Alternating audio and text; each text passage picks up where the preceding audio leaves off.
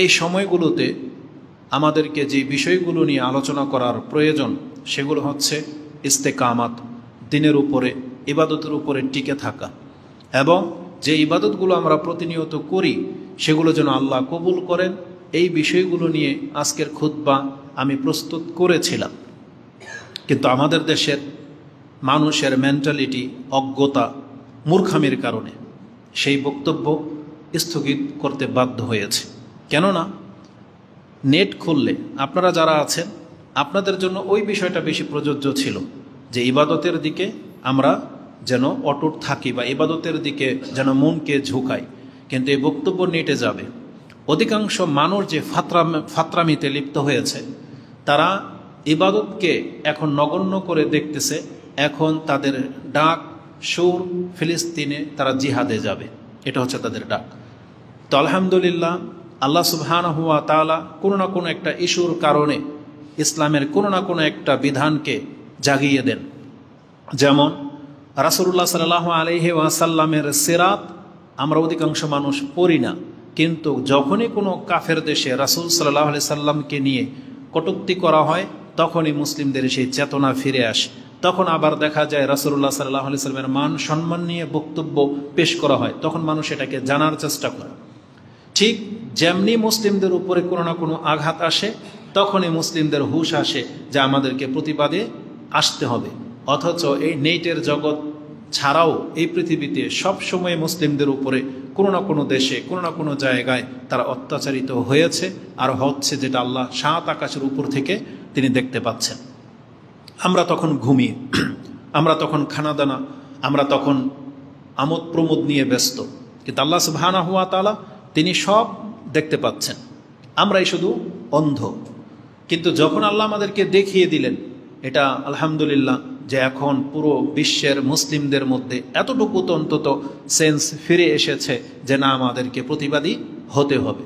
কিন্তু আফসোস, প্রতিবাদী হয়েছে তারা, কিন্তু প্রতিবাদটা কিভাবে করতে হবে সেটা এখন আর তারা তাদের আলেমদের কাছ থেকে নিচ্ছে না।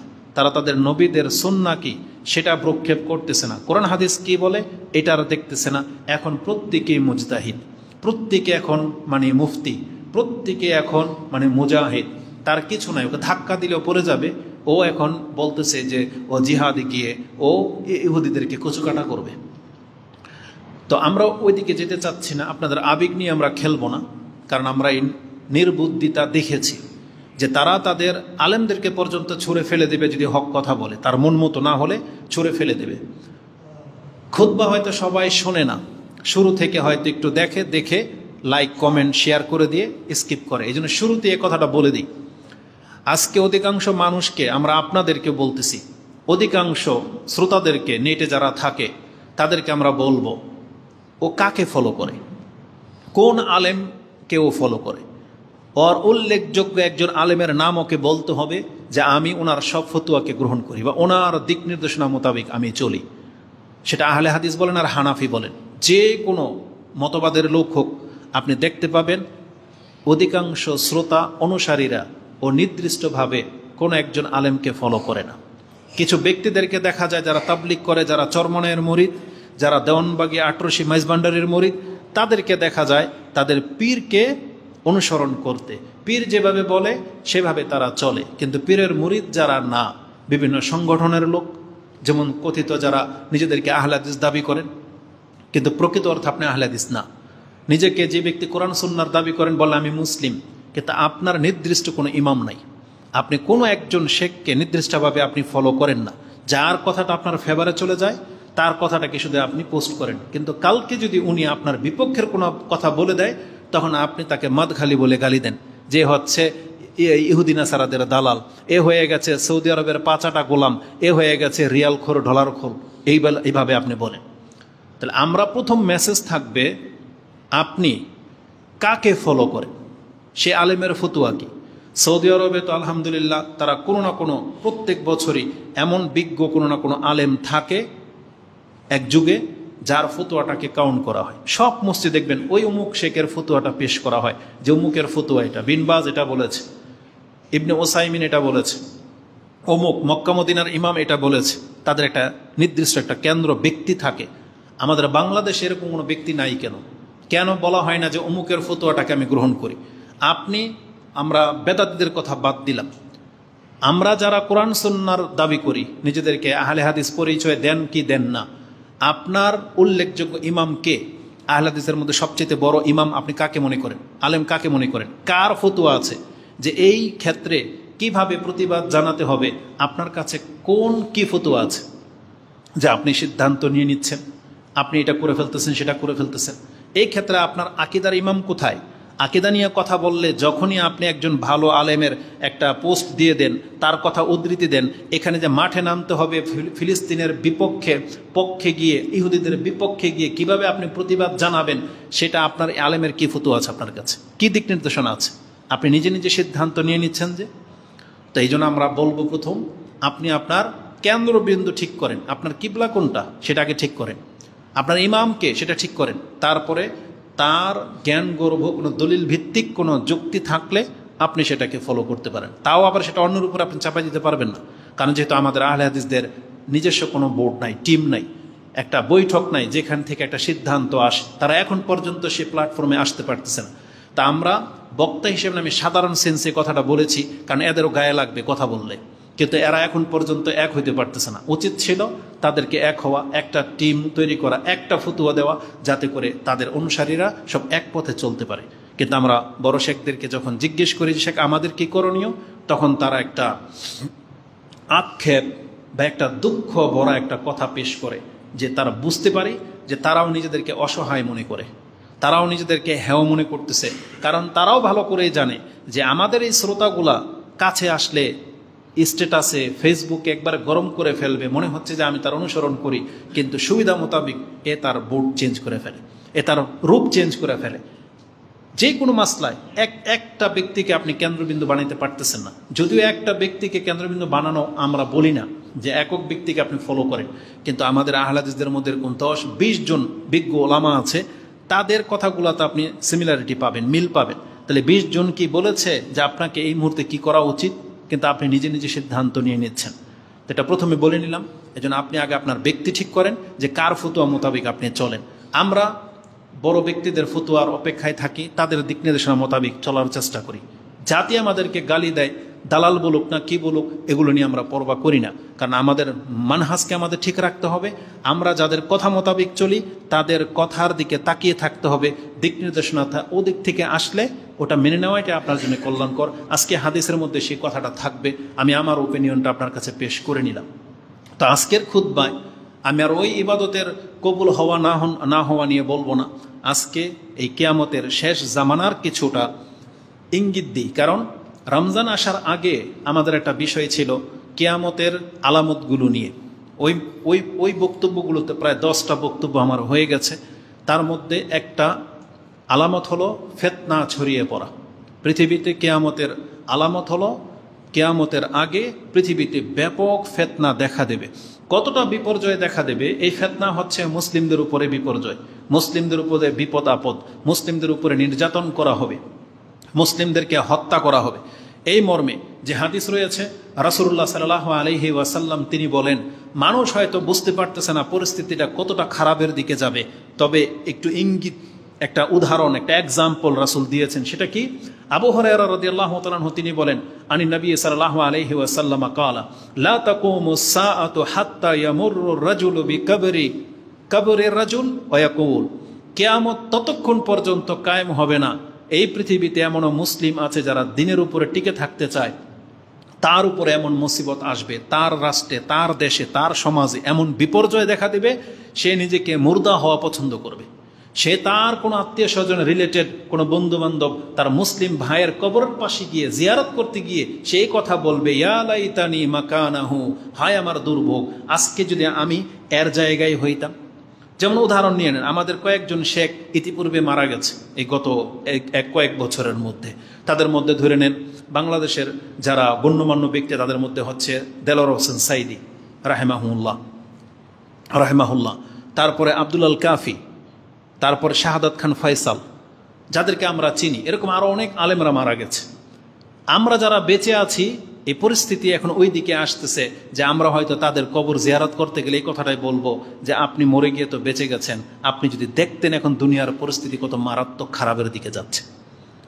তা আজকে পৃথিবী, আমরাও যারা সৎ লোকেরা মারা যাব, তার পরবর্তী যে যুগটা আসবে এটা আরও খারাপ হবে। কারণ রাসূলুল্লাহ সাল্লাল্লাহু আলাইহি সাল্লাম সেদিকে ইঙ্গিত করেছেন। তার মানে একজন মুসলিম ব্যক্তি সে তখন মরে যাওয়াটাকেই কল্যাণকর মনে করবে, যদিও হয়তো আমার আপনার মৃত্যুটা হবে কঠিন মৃত্যু, কেউ হয়তো আমাদেরকে মেরে দিবে, অ্যাক্সিডেন্ট হয়তো আমরা মরে যাব, হয়তো ভূমিধস হবে, কোনো না কোনোভাবে আমরা মারা পড়ব, কিন্তু মরে যাওয়ার পরে যারা বাকি থাকবে তারা আফসোস করবে যে আমিও যদি ওই ঘটনার সাথে মরে যেতাম, এটা আফসোস করবে।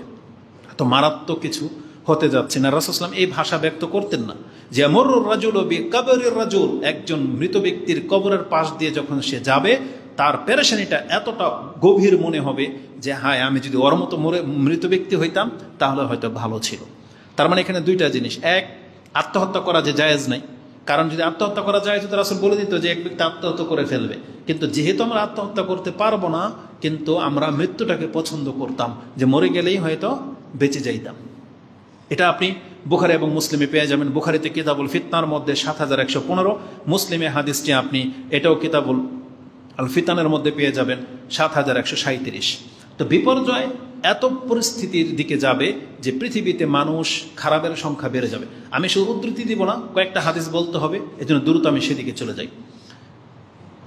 সময় যত বেশি দেরি হবে বা কিয়ামত যত কাছাকাছি চলে আসবে, পৃথিবীর সেই অবস্থার কথা ইঙ্গিত করা হচ্ছে। সেটা কি হবে? রাসূলুল্লাহ সাল্লাল্লাহু আলাইহি ওয়াসাল্লাম তিনি সাহাবায়ে কেরামদেরকে উপদেশ দিয়ে বলতেন যে আমি যেটা দেখতে পাচ্ছি, কি হবে তোমাদের যখন তোমরা সমস্ত মানুষগুলো, মুসলিমগুলা খারাপের মাঝে বসবাস করবে, তোমাদের চারপাশে যখন খারাপের সংখ্যা বেড়ে যাবে, কিভাবে তোমরা সেই দিন বেঁচে থাকবে। রাসূল সাহাবীদেরকে বলতেছেন কি হবে তোমাদের, এটা আমি নিয়ে ভাবি, যে আমার ভয় হচ্ছে। সে ভাষাগুলো কি? আব্দুল ইবনে আমর ইবনুল আস, আমর ইবনুল আস মানে আব্দুল ইবনে আমর ইবনুল আস, আন্না রাসূল সাল্লাল্লাহু আলাইহি ওয়াসাল্লাম ক্বাল কাইফা বিকুম ওয়া বিজামানিন, কিভাবে তোমরা থাকবে ওই সময় ওই যুগে। অথবা তিনি বলেছিলেন ইউশিকু, আমার ভয় হয়, আই ইয়াতিয়া জামানুন, তোমাদের উপরে এমন একটা যুগ আসবে, গারবালুন নাস ফিহি গারবালাতান, যেইভাবে ভালো এবং মন্দকে চালা হয়, ছাকা হয়। যেমন ধরেন আপনি আটা নিয়ে আসছেন, আটাতে কেরি থাকে, মানে ময়লা থাকে, পোকা থাকে, তখন আপনি এটা চালনি দিয়ে চালেন, আটাগুলো পড়ে যায়, চালনিতে কি থাকে? ময়লা বা কীটপতঙ্গ থাকে। আপনি বিল্ডিং বানাতে বালু চালে না, বালুটা নিচে পড়ে যায়, চালনিতে কি থাকে? ময়লা, এগুলো থেকে যায়। আমাদেরকে চালা হবে, বরং আল্লাহ সুবহানাহু ওয়া তাআলা ফিল্টারিং করবেন পুরো পৃথিবীকে। আল্লাহ সুবহানাহু ওয়া তাআলা ভালো মানুষগুলোকে পৃথিবী থেকে বিদায় করে দিবেন, আর পৃথিবীতে টিকে থাকবে কারা? খারাপ মানুষগুলো। রাসূলুল্লাহ সাল্লাল্লাহু আলাইহি সাল্লাম এই কথাটাই বলেছেন যে ভালো মানুষের মৃত্যু হতে থাকবে, একমাত্র খারাপরাই বাকি থাকবে। রাসূল বলেছেন এমন একটা যুগ আসবে, ইউগারবালুন নাস, মানুষকে ছাকা হবে, চালা হবে, ফি গারবালাতান তাবকু হোসালাতুন মিনান নাস, শুধুমাত্র খারাপ মানুষগুলো পৃথিবীতে বেঁচে থাকবে, তারা শুধু বেঁচে থাকবে। কাদ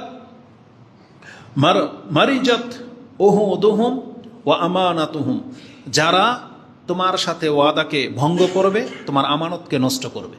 তার মানে পৃথিবীর মানুষের সংখ্যা এমন ব্যাপকভাবে খারাপ হয়ে যাবে, যারা মানুষের ওয়াদাকে নষ্ট করবে এবং মানুষের আমানত রাখলে আমানতকে খেয়ানত করে দিবে, নষ্ট করে দেবে। এবং রাসূল বলেছেন ওয়াখতালাফু, এবং ইখতিলাফ চরম পর্যায়ে চলে যাবে, কেউ তোমার পক্ষে পাবে না, সব ইখতিলাফ, একজনের সাথে ইখতিলাফ করতেই থাকবে। ফাকানু হাকাযা, এটা বলে দিয়ে রাসূল সাল্লাল্লাহু আলাইহি ওয়াসাল্লাম তার হাতের আঙ্গুলগুলোকে এভাবে শক্ত করে একটার ভিতরে একটা করে টাইট করে দেখায় না, এভাবে দেখিয়েছেন যে তোমার জন্য জীবনযাপন করা এরকম সংকীর্ণ হয়ে যাবে। হাতের আঙ্গুলগুলোকে যদি আপনি ঢুকিয়ে দেন, একটু ফাঁক থাকে না। তার মানে অধিকাংশ সৎ লোকের জন্য রাস্তায় চলাচল করা এতটা কঠিন হয়ে যাবে, তার জীবন এতটা দুর্বিষহ হয়ে যাবে। রাসূলুল্লাহ সাল্লাল্লাহু আলাইহি ওয়াসাল্লাম আমাদেরকে সেই দিকে ইঙ্গিত করেছেন। আজকে ওই পরিস্থিতি হয়তো এখন পর্যন্ত আমাদের উপরে আসে নাই। একটু আগে গাড়ি দিয়ে যখন আসতেছিলাম, আমাদের ভাই জিজ্ঞেস করেছেন ইমাম মেহেদী দাজ্জাল আসার সময় কি খুব কাছাকাছি চলে আসছে? তখন আমি বললাম আমরা তো আর ওই আমাদের মুফতিদের মতো না, যারা ডেট সহ বলে দিতে পারে। আর এই লাঞ্ছিত জাতি তারপরেও তাদেরকে গ্রহণ করে। 2022-এ নাকি কিয়ামত হয়ে যাবে, দাজ্জাল মেহেদী সব চলে আসতেছে, তারপরে এত কিছু করে ভাইরাল হয়ে গেল, কোথায় খবর নাই। কিছুদিন আগে সে চলে গেছে আরব দেশে, বলতেছে ওখানে গিয়ে ভিডিও করেছে, আপনারা জানেন না আমি কেন আরব দেশে আসছি, কারণ ইমাম মেহেদী আসার সময় হয়ে গেছে। লজ্জাও নাই, এভাবে কথা বলে। কয়দিন পরে দেখলাম আবার বাংলাদেশে এসে বলতেছে আমি এখন চিটাগাং যাব, ওখান থেকে কি হবে, গাজওয়াতুল হিন্দ চিটাগাং থেকে শুরু হবে। বোঝেন কথাবার্তা। এখন বলতেছে যে 2025 সালের উপরে কি, ওদিকে আমরা যেতে চাচ্ছি না। তো মানুষ এদেরকে নিয়েই পড়ে আছে, আর এরাই অধিকাংশ মানুষকে গুমরা করে ছেড়ে দিচ্ছে। ইমাম মেহেদী কবে আসবে তারা ডেট সহ বলে দেয়, এবং বক্তব্যের টপিকস এগুলো খুব কাছাকাছি, শীঘ্রই চলে আসবে। আর এই কথা এভাবে কথা বললে তো সবারটাই সঠিক হবে। যদি বলেন না যে ইমাম মেহেদীর সময় খুব ঘনিয়ে চলে আসছে, এটা আপনি বলেন, আপনারটা ভুল হবে না, কারণ এটা বাস্তব। কারণ পৃথিবীর সময় তো শেষ হয়ে যাচ্ছে, কিন্তু সেই সময়টা কি করে, কত বড় দুঃসাহস না থাকলে এরকম কথা বলতে পারে যে অমুক তারিখে অমুক অমুক মা বা অমুক বছর। এগুলো ভণ্ডামি ছাড়া কিছু না।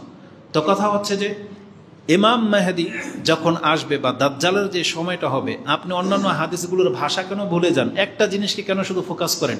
বরং দাজ্জালের আগে কথা হয়েছে, একটা বর্ণনা হলো পূর্ব দিকে আগে সূর্য উঠবে, তারপরে দাজ্জালের ঘটনা। এগুলো তো সমন্বয় করা হয় নাই, এগুলো তো এইভাবে রেখে দেওয়া হয়েছে। সাহাবী বলতেছে যে রাসূলুল্লাহ সাল্লাল্লাহু আলাইহি ওয়াসাল্লাম যে আলামতগুলো বলছে, তার মধ্যে দাজ্জালের আগে কোনটা আগে এটা আমি জানি না, হয় আগে প্রাণী কথা বলবে অথবা পূর্ব দিক থেকে সূর্য উঠে যাবে, কেউ কেউ এটাকে আগে বলছে। তারপরে বলছে পৃথিবীর এমন সংকীর্ণ পর্যায়ে চলে যাবে যখন যেখানে সেখানে হত্যা।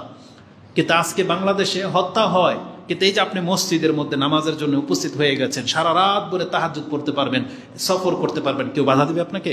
এখন কি বম্পিং হয় বাংলাদেশে? তার মানে আপনি এখন নিরাপত্তায় আছেন। এইভাবে পৃথিবীর বহু রাষ্ট্র নিরাপত্তায় আছে, শুধু ফিলিস্তিন, ইন্ডিয়া, মায়ানমার এগুলোতে হচ্ছে। কিন্তু এই পরিস্থিতিটা পুরো পৃথিবীর মুসলিমের সাথে হবে। বলা হয়েছে মুসলিমদের জন্য জীবন সংকীর্ণ হয়ে যাবে। এটা শুধু ফিলিস্তিনের ঘটনা না, এটা আপনার বাংলাদেশেও ঘটবে, এটা ইন্ডিয়াতে ঘটবে, এটা আপনার সৌদি আরবের মতো জায়গায় পর্যন্ত ঘটবে। আজকে সৌদি আরব, কাতার, কুয়েত, দুবাই